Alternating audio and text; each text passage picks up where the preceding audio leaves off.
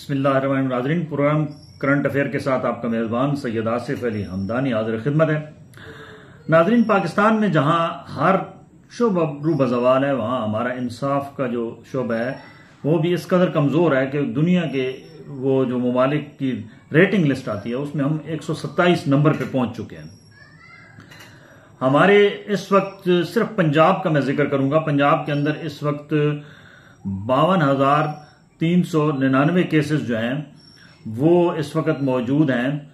जिनमें से लोग जेलों में मौजूद हैं और ये जिनमें खवातीन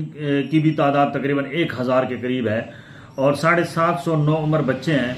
जिसमें तकरीबन 450 जो है वो मासूम बच्चे हैं जो आदाद शुमार आज शेयर किए गए हैं उसके मुताबिक।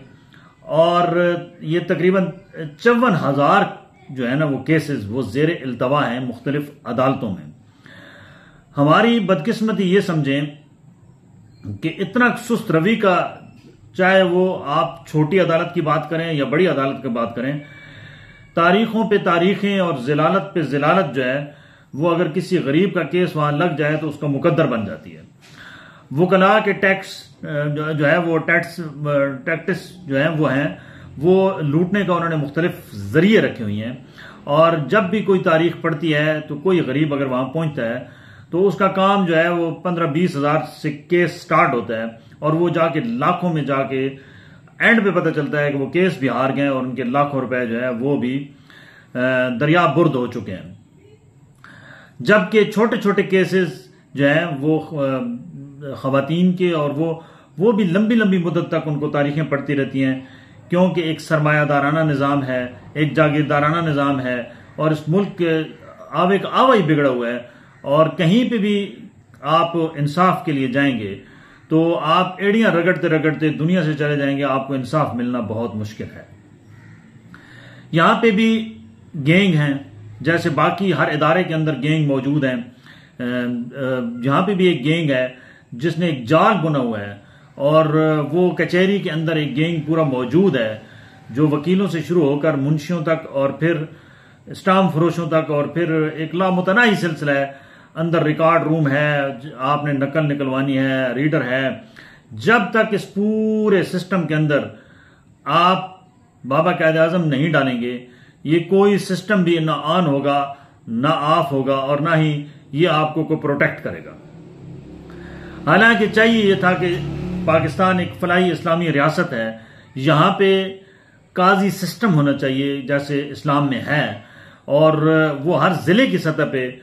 अदालतें होनी चाहिए और उनके अंदर फौरी तौर पे इंसाफ होना चाहिए। हमें कुछ इतनक जो है वो एहसास होना चाहिए कि हम जिनको तालिबान कहते हैं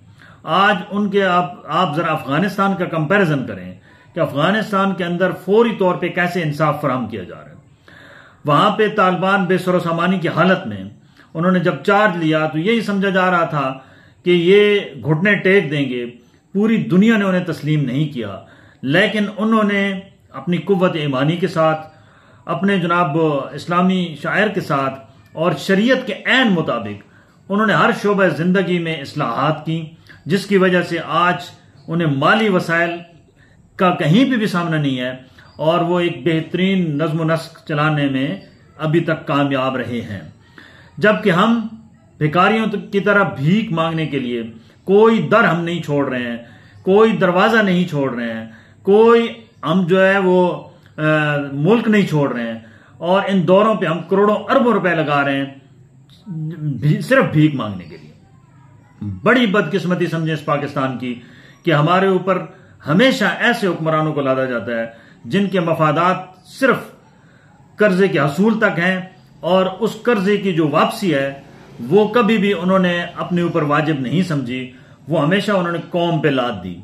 आज भी कौम एक बड़े बोझ तले दबी हुई है, अरबों डॉलर जो है वो मकरूज है ये मुल्क, जबकि यहां पे हर शोबे में जो है वो करप्शन है और हर शोबा जो है वो जवाल की जानिब गामजन है, क्योंकि हमारी बदनीयती इसमें शामिल है, हमारी इसमें अकरब परवरी शामिल है और इसमें हमारी जो है वो शरीयत के बरक्स जितने हम इकदामात कर रहे हैं और जितना हम जिंदगी को ये अयाशियों और बदमाशियों और हेरा फेरियों में जो गुजार रहे हैं, ये इस्लाम इसकी कतन इजाजत नहीं देता। आज इस्लाम के मुनाफी हर कानून पे अमल हो रहा है और जो इस्लाम के बेहतरीन कवानीन हैं उनको हमने पसे पुश डाल दिया है। आज हमारा चाहे हुक्मरान तबका हो, चाहे अपोजिशन हो, चाहे मजहबी जमातें हों, चाहे समाजी जमातें हों, उनके अंदर भी आप देखें तो उनके अंदर भी कहीं पे भी खौफ खुदा नहीं है। आज मैं आपको एक बलूचिस्तान की मिसाल देता हूं कि बीएनपी ने वहां कोई आज हड़ताल की हुई थी बलूचिस्तान के अंदर, और अभी एक वीडियो वायरल हो रही है कि एक गरीब खातून बीएनपी रहनुमा के पांव पड़ रही है कि खुदा के लिए मेरा जो बच्चा है वो एम्बुलेंस में है और वो जिंदगी मौत की कशमकश में है, थोड़ा सा रास्ता दे दें। और उसने आगे से रास्ता देने के बजाय उसको धक्के दिए हैं। ये हमारा एक इखलाकी पस्ती का मयार हो चुका है और हम किस जानिब जा रहे हैं, हम अल्लाह के अज़ाब को खुद दावत दे रहे हैं। आज जो हमारे हालात हैं ये कभी भी कोई हुक्मरान नहीं तब्दील कर सकता। आप जो मर्जी कर लें, जब तक हमने अपनी जिंदगियों को खुद तब्दील न किया और इस्लामी शायर के मुताबिक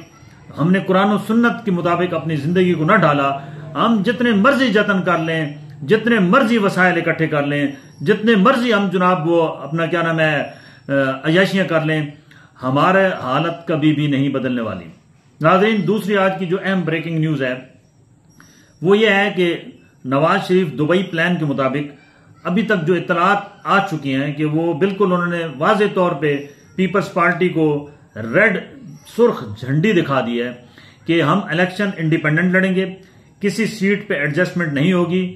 पाकिस्तान मुस्लिम लीग नून अपने निशान के साथ पूरे मुल्क के अंदर तमाम सूबाई और कौमी असम्बली की सीटों पे अपने बंदे खड़े करेगी और उन्होंने वाज़ेह तौर पे कह दिया है कि अवाम जिसको वोट देंगे वजीर आजम उसका बनेगा। हालांकि एक फार्मूला जरदारी जिसको कहते हैं कि वो बड़ा खिलाड़ी है, यहां पे मुझे ये खिलाड़ी नाकाम होता हुआ नजर आ रहा है। उसकी वजह यह है कि इससे बड़ा खिलाड़ी अब नवाज शरीफ बन चुका है, जिसके पीछे ये हर जगह पहुंच रहे हैं, कभी लंदन पहुंच रहे हैं, कभी दुबई पहुंच रहे हैं। इस वक्त मेरे ख्याल में सियासत का खिलाड़ी जरदारी नहीं बल्कि नवाज शरीफ है, जो जिसके पीछे ये सारे दुम हिला के पहुंच रहे हैं और वहां अपने अपने रोना रो रहे हैं कि हम किस तरीके से आगे चलेंगे। नवाज शरीफ को जो है वो बड़ी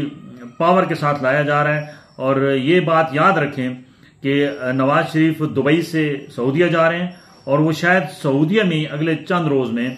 क़याम के बाद उनकी बड़ी अहम मुलाकातें अहम शख्सियात के साथ और वहीं से वो वतन वापसी का ऐलान करेंगे और वतन वापस आते ही वो बाकायदा उनके जलसे शेड्यूल किए जा रहे हैं मरियम नवाज के और नवाज शरीफ के, और भरपूर तरीके से चारों सूबों में अपनी इलेक्शन कैंपेन करेंगे। दूसरी जानिब इमरान खान पे मजीद सख्तियां हो रही हैं और शायद इलेक्शन शेड्यूल आने से पहले पहले इमरान खान को पाबंद सलासल कर दिया जाए। इस पे सख्ती से जो है वो अमल दरामद के लिए तमाम जो मामलात हैं वो आखिरी मराहिल में हैं और अगले जो 10 रोज हैं वो बड़े अहम हैं। उसमें एक बड़ी गिरफ्तारी मुतवक्को है और इनको तब तक नहीं आने दिया जाएगा जब तक इलेक्शन नहीं हो जाते। अल्लाह ताला से दुआ है कि अल्लाह ताला वतन अजीज को अपनी सलामती में रखे और हमारे हुक्मरानों को और हमारे जो ये सरमायादार हैं, जो जागीरदार हैं, जो वडेरे हैं, इनके अंदर अल्लाह अपना खौफ पैदा करे और इनको सही मानों में अवाम की खिदमत की तौफीक अता फरमाए। बहुत शुक्रिया।